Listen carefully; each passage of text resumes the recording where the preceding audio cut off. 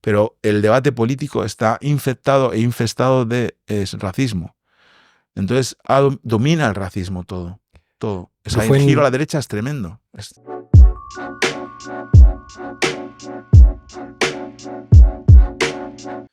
Pero fue en 2015 cuando también ese sentimiento fue que creció, cuando se le abrieron las puertas a los sirios y fue cuando el AfD... Ahí empezó, Ahí empezó, a raíz de ese sentimiento de nos están invadiendo.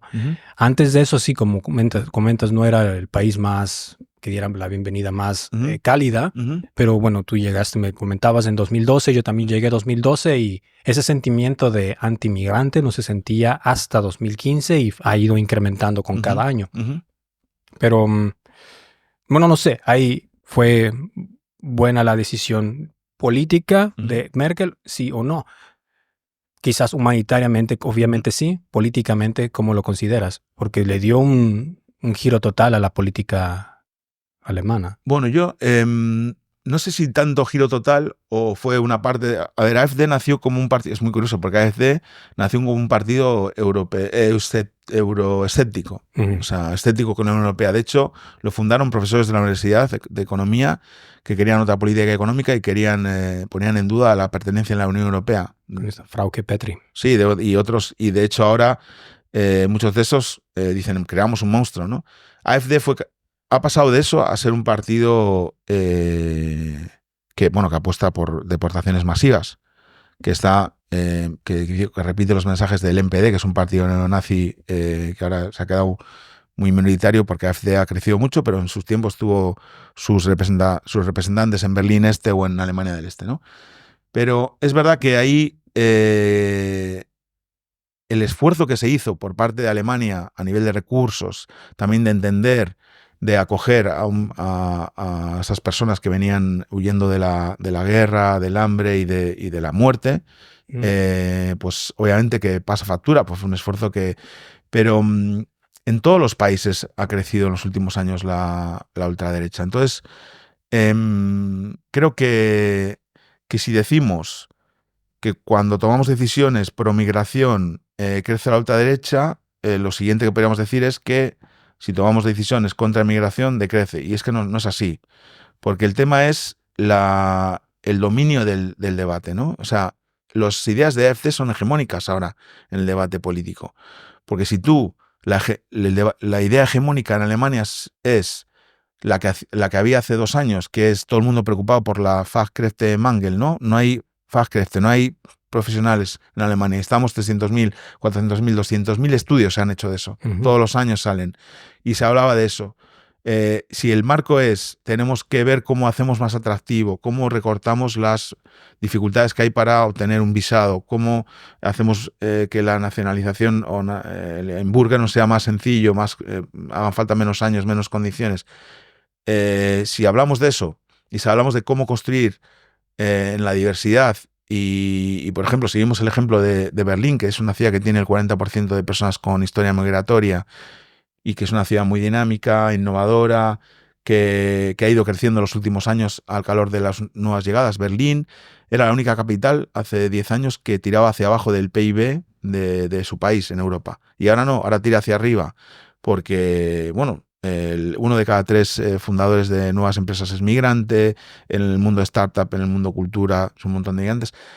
Hace poco una persona que escuchaba en un evento decía, Berlín sin las comunidades migrantes sería una ciudad de provincia cerca de la fábrica de Tesla. Y me pareció increíble la definición, porque Berlín es un ejemplo de que funcionan, que sea una sociedad diversa y multicultural, etcétera, ¿no? Es verdad que tiene muchos problemas, pero no tiene que ver con las personas que la forman, sino con que no se invierte.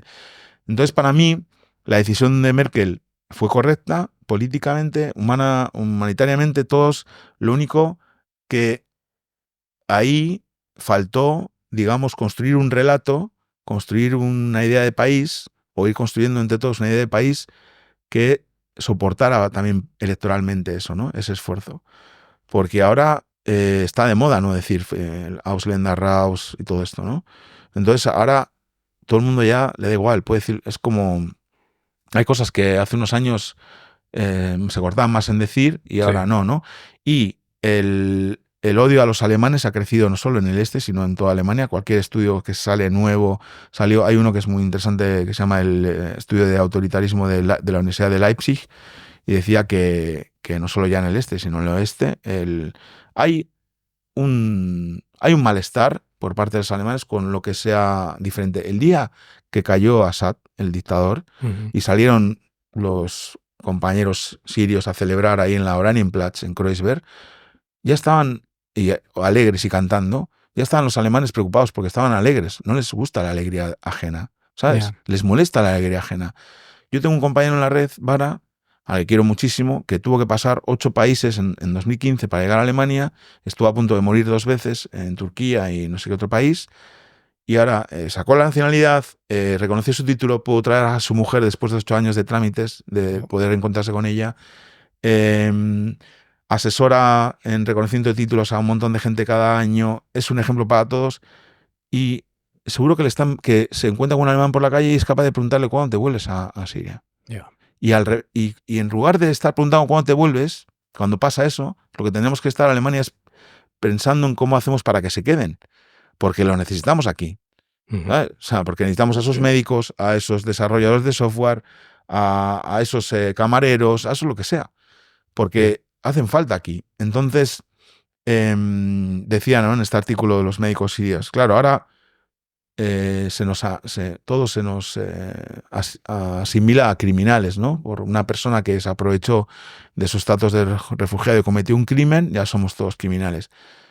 Pero claro, no se asimila a todos los alemanes como criminales cuando la violencia extrema derecha en este país pues sigue creciendo cada año. Y es, según la ministra de Interior, el mayor peligro para la democracia alemana. Pero eso ya no se habla. Sí, tiene mucho que ver la narrativa de los medios, ¿no? También cuando dicen... Claro. Un musulmán, claro, un sirio, sí, un refugiado asesinó, bla, bla, bla. Pero claro, si uno empieza a usar una narrativa de un alemán, claro, ¿no?, un alemán, claro, entonces la narrativa, por ejemplo, en otros países pensarían, ok, todos los alemanes son nazis. Claro, si los medios usan una narrativa así. Lo mismo pasa, por ejemplo, para los refugiados sirios, nos pasa a los mexicanos con Estados Unidos y... Bueno, obvio. Es la... esas narrativas de deshumanización del otro son clásicas, ¿no? Obviamente los más expertos en ellos fueron el nacionalsocialismo, cuando simulaban a los judíos como ratas, ¿no? Los comparaban con ratas, ¿no? Pues si es una rata, pues no tiene podemos prescindir de ellos, ¿no? Claro. Eso es el paso anterior al aniquilamiento, ¿no? Claro. Pero cuando AfD hace esos, que todo el mundo habrá visto, esos billetes de deportación, ¿no? Sí. Esos tickets de viaje de deportación y se plantea buzonearlos en los o sea, meterlos en los buzones, no se llama buzones en México, sí, los buzones de las casas, ¿no? Donde meten las cartas. Los buzones de las personas en el que su nombre no sea Bio-Deutsche. No sé muy bien qué diferencia hay entre eso y poner cruces a los negocios judíos.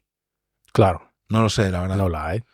Claro. Entonces, o nos tomamos esto en serio, porque en los años 70 no se lo tomaron, o no sé dónde vamos a acabar, la verdad, porque AfD es un partido que obviamente ha tomado nota de todo el éxito de las ultraderechas y extremas derechas en el mundo y está haciendo todo lo... O sea, cuando el otro día Alice Weidel dijo que Hitler era comunista, lo único que hace es repetir una estrategia que se llama provocación estratégica, que es decir, la mayor burrada del mundo para que todo el mundo la repita y entonces estar en... ¿Y qué hicieron muchos medios? Titular con Hitler era comunista. No se titula con un fake news. Eso es de primero de periodismo. Claro. Entonces... cuando repites una mentira, muchas veces se vuelve verdad. Claro. Entonces ahí hemos dado espacio a esos mensajes en los medios. Obviamente aquí hay un medio dominante que es el Bild, que es un verdadero asco de periódico, pero que vende, que imprime 3 millones de ejemplares al día. Entonces, mucha gente lo lee y es un desastre, la verdad. Y luego se preguntan por qué... Me acuerdo cuando la crisis del euro, ¿no? Aquel titular de griegos, vended vuestras islas, ¿no? Para pagar las deudas, ¿no? Es tremendo. A mí se me pone la carne de gallina, la verdad, porque es completamente inhumano, ¿no?, lo que hacen. Y claro, si yo, por ejemplo, soy europeo, tengo un rostro, digamos, blanco europeo, soy hombre heterosexual, en principio, digamos, no sufro un ataques de racismo y discriminación. Me pregunto cómo es la vida no me pregunto porque lo conozco, porque trabajo con migrantes, ¿no? Pero ¿cómo es aguantar eso cada día en este país, ¿no? O en otros?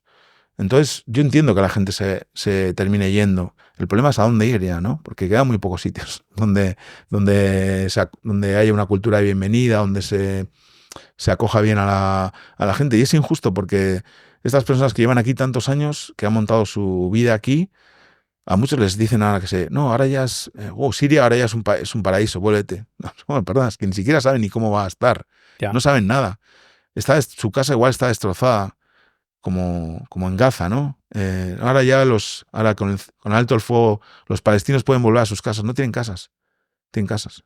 Las han destrozado con las armas israelí que pagamos los alemanes con nuestros impuestos.